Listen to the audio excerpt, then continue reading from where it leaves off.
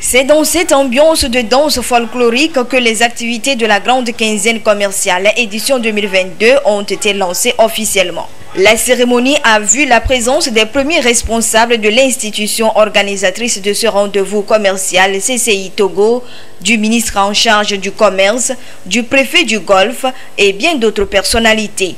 37e du genre, cette activité foraine organisée souvent à la veille des fêtes de fin d'année se veut un cadre de promotion, de valorisation et de visibilité des produits et services des jeunes entreprises du pays. Cette édition se déroule dans un contexte particulier. La particularité de cette année consiste en la tenue de cette édition de la grande quinzaine commerciale dans le contexte d'un anniversaire très spécial de notre institution qui, comme vous le savez peut-être, né le 21 juin 1921, a eu 100 ans l'année dernière. Le contexte sanitaire anxiogène lié à la pandémie de Covid-19 ne nous avait pas permis de le célébrer, comme d'ailleurs l'édition de l'an dernier de la quinzaine commerciale. Mais à l'heure de la reprise des activités, malgré le contexte économique demeuré difficile pour nos entreprises, nous voulons prouver justement que la résilience n'est pas une option. Il est un devoir de garder le cap et de maintenir les activités de notre secteur privé dans un schéma de croissance en améliorant la compétitivité des entreprises. C'est d'ailleurs ce qui est attendu de la compagnie consulaire dont le rôle est d'animer la vie économique en amenant le secteur privé à créer durablement de la richesse et des emplois. Le secteur privé contribue énormément à la croissance économique du pays et il importe de l'accompagner et de le soutenir pour son émergence. Ainsi, la promotion de la consommation locale est l'une des actions encourageantes qui tient à cœur le gouvernement togolais. C'est l'occasion de demander à ce que il y a beaucoup de visiteurs sur cette quinzaine commerciale pour pouvoir acheter. Et surtout, ce sera également l'occasion au ministère de vérifier que nos compatriotes consomment quantité et qualité. Il n'y aura pas de produits périmés sur ce site-là. Nous voulons une population en bonne santé. C'est cela la vision du chef de l'État, c'est cela la vision du gouvernement. Joyeuses fêtes de Noël et de Nouvel An par anticipation. La population togolaise est ainsi invitée à visiter, à découvrir et à se procurer en guise d'encouragement des produits et services proposés par les exposants. La foire quinzaine commerciale se déroule sur le site d'Agbadaronou jusqu'au 31 décembre. Cette visite des stands par les autorités et les invités a mis fin à la cérémonie du lancement officiel.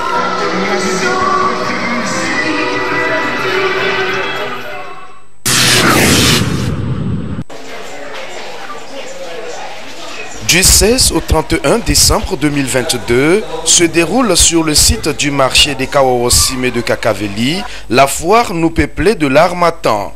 Un événement spécial qui est à sa deuxième édition et qui rassemble les commerçants et commerçantes du marché, les jeunes entrepreneurs, afin de faire découvrir leur génie créateur, des productions locales et des articles divers. Ici, nous transformons le curcuma pour faire du shampoing, du démêlant, des pommades pour des cheveux.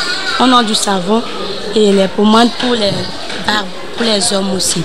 Bon, nous avons les vestes ici, les pantalons, les jupes. Je suis venu exposer les calebasses en luminaire, les bambous en luminaire. Il y a les calebasses en abat-jour, les tables de chevet et les photophores. Les photophores, c'est ça. Je suis en promotion. Ici, nous vous proposons des biscuits. Il y a deux sortes de biscuits. Ici, c'est le biscuit au lait. Il est sans conservateur et sans colorant.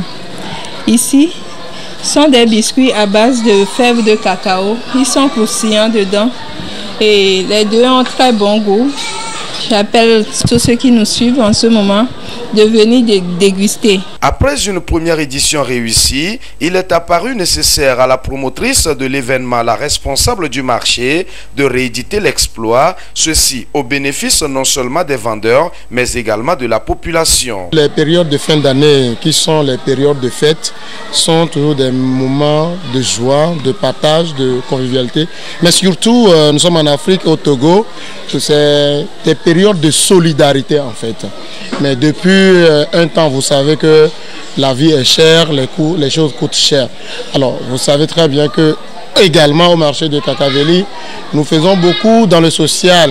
Et vu la cherté de la vie ces derniers moments, nous avons pensé initier cette activité que nous appelons la grande promotion Nous peuplés de l'Harmattan pour pouvoir soulager un peu les populations. La foire Nous peuplés de l'Harmattan, c'est aussi des innovations à apporter à cette deuxième édition. Cette année, nous allons ajouter beaucoup plus de formation, beaucoup plus d'éducation, beaucoup plus de sensibilisation.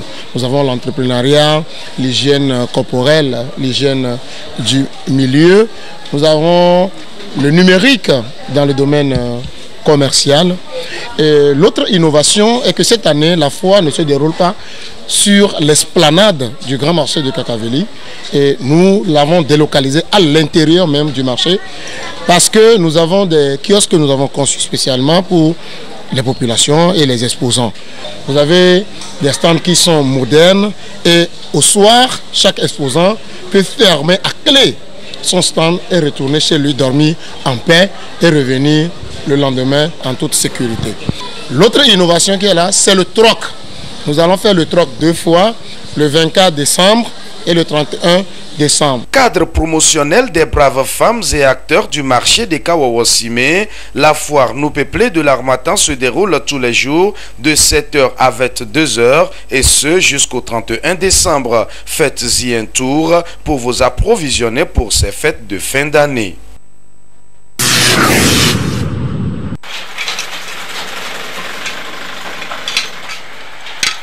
Au début, je ne voyais pas l'utilité de la carte, mais finalement, j'ai pu obtenir la carte et j'ai vu que la carte, ça m'a vraiment servi.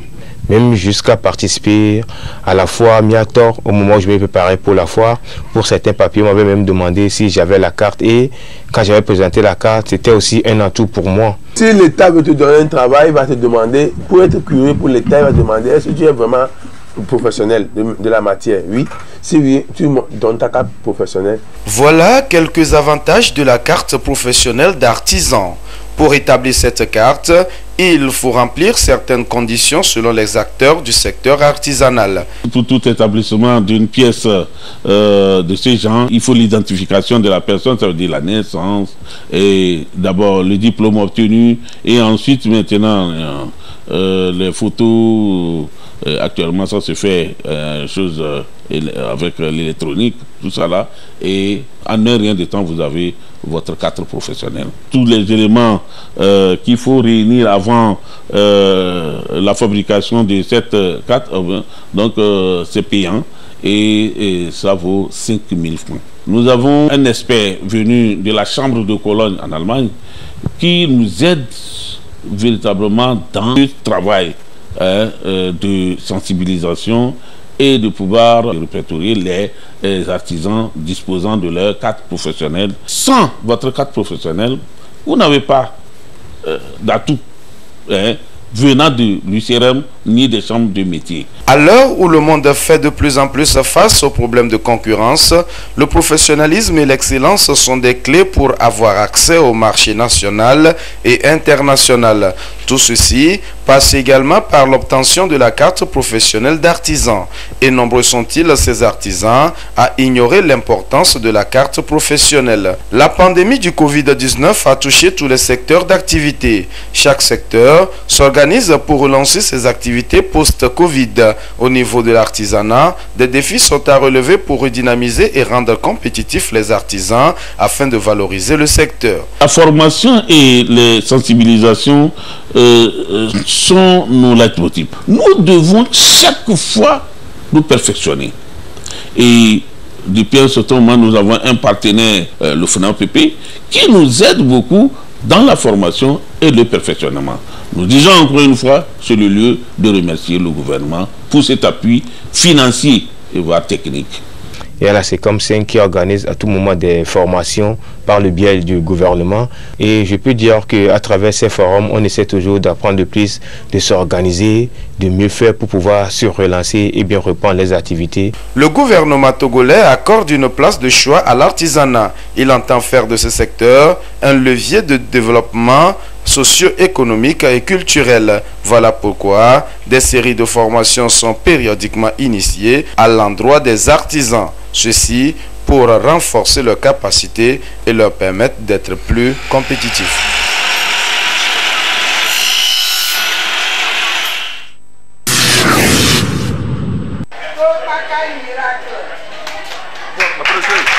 Proclamation des résultats, remise des livrets suivis des conseils pratiques. Ces élèves de l'école primaire publique Kitidjan partent ainsi en congé de Noël après près de 3 mois de cours. L'occasion pour les enseignants et les responsables de dresser le bilan des activités pédagogiques. Concernant le travail des enfants, bon, dans l'ensemble, ce n'est pas tellement bon.